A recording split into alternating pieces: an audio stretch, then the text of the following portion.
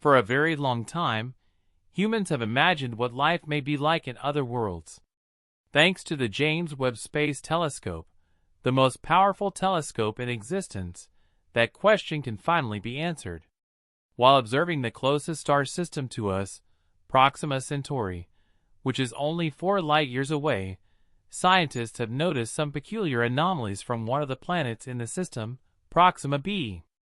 These anomalies, called artificial lights, have puzzled the best minds in the scientific community. But what are they? Do these lights suggest the existence of intelligent life on the planet? Join us as we explore James Webb's terrifying discovery of city lights that change everything.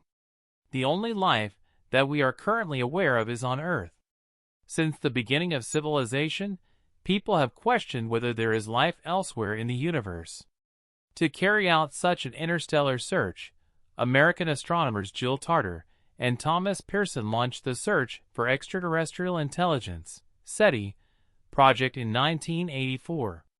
The nonprofit's objective is to gather spaceborne radio signals, which can travel farther and are therefore more likely to be detected by the 42 radio telescopes that make up the unique Allen Telescope Array in the Californian Cascade Mountains, because they are less dispersed or absorbed than other types of radiation. But in the past 30 years, no verifiable alien signal has been discovered. After that, the James Webb Space Telescope's success in its launch aided in the quest to examine a range of distances and undiscovered planets orbiting far-off stars. The largest telescope in the world, floating roughly 1 million miles from Earth and outfitted with incredibly sensitive detectors, will be used. 20 years ago, there were no known planets outside those in our solar system. But since then, more than 4,000 planets, also referred to as exoplanets, have been discovered orbiting other stars. According to NASA, the universe may contain trillions of exoplanets. The earliest signs of life beyond our solar system may be found in extraterrestrial plant life. The Galileo spacecraft turned its equipment back toward Earth when it was en route to Jupiter and found a definite indication of the presence of plant life. The instrument detected the vegetation red edge, a mix of red and infrared lights reflected by plants. For instance, a planet like Earth that is covered in a jungle should have a strong and easy-to-detect red edge. The JWST will measure the red edge of far-off Earth-like planets in the habitable zone around stars. They could be important signs of life in the exoplanet atmosphere. When sunlight crosses a planet's star, the JWST may be able to detect it as it enters its atmosphere. The light's missing wavelengths would then be discovered via spectroscopy. Atoms and molecules in the atmosphere absorb specific wavelengths, creating a characteristic fingerprint that the JWST can recognize. This method may be used to determine the composition of the atmosphere and whether life is possible. It is likely that life could exist on Earth-sized planets with atmospheres similar to our own, with the predominance of oxygen, nitrogen, and carbon dioxide. By looking for elements that aren't usually present, one may be able to detect technological life. Chlorofluorocarbons, CFCs, generated for use in refrigeration and cleaning products, would probably be noticeable to alien monitoring of Earth's atmosphere from a distance. If the JWST found CFCs in planetary atmospheres, that would be a clear indication of civilization. Actually, life on exoplanets might not even remotely resemble life on Earth. Sometimes even earthly life, like extremophile species, can seem alien.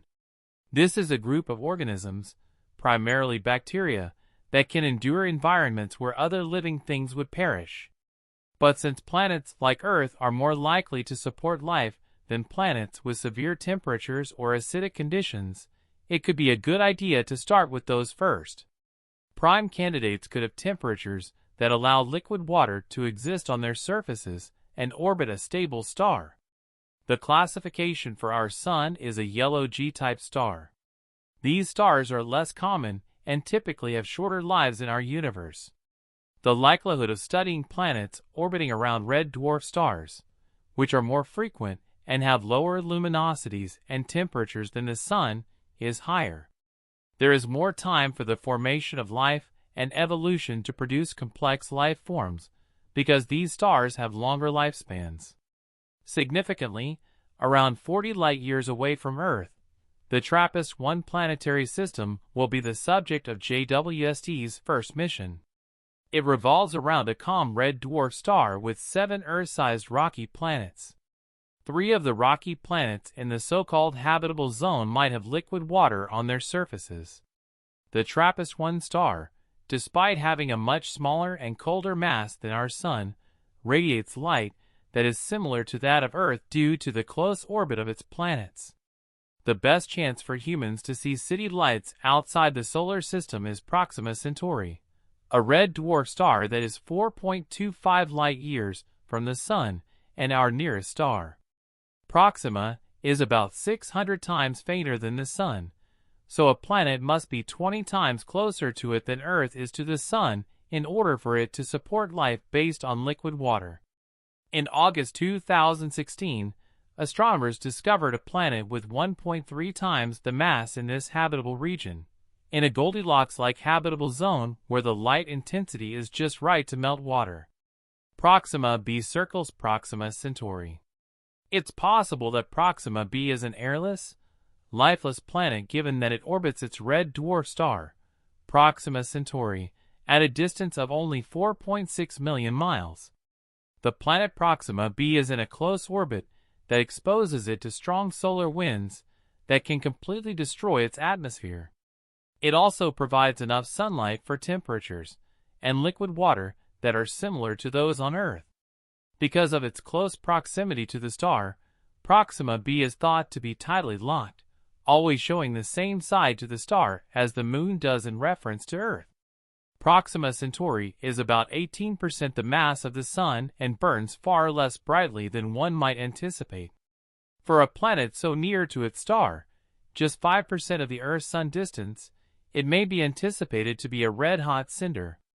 Liquid water could easily exist on Proxima b as long as the planet has an atmosphere to heat it, since the total energy reaching it from the Sun is only 65% of what Earth receives.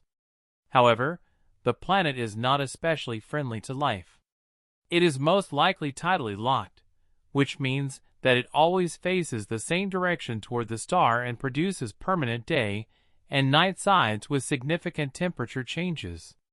The planet also receives 100 times as much high-energy radiation as Earth does because of its proximity to Proxima Centauri, including X-rays and ultraviolet light. Proxima b is also bombarded with high-energy particles during star flare-ups unless it has a shielding magnetic field similar to Earth's. However, there are certain realistic conditions that could make it a pleasant world. Sadly, models suggest that the atmosphere of tidally locked planets may be susceptible to a rapid collapse due to the freezing out of volatile gases on the night side.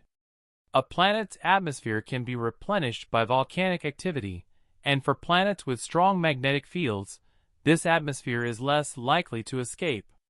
Because we don't know anything about Proxima b's volcanic activity or magnetic field strength, we can't even guess whether or not the planet has an atmosphere. But since an atmosphere presupposes the existence of seas, and the two taken together presuppose the existence of life, we are desperate to know if Proxima b has a sophisticated civilization. It might have solar panels covering the day side to generate electricity to light and warm the night side, which would otherwise be too cold and dark for comfortable habitation. The discovery of Proxima b has triggered a race to determine if it transits its star's face as seen from Earth. These transits would let scientists determine the planet's size and mass, which would then enable them to determine its density.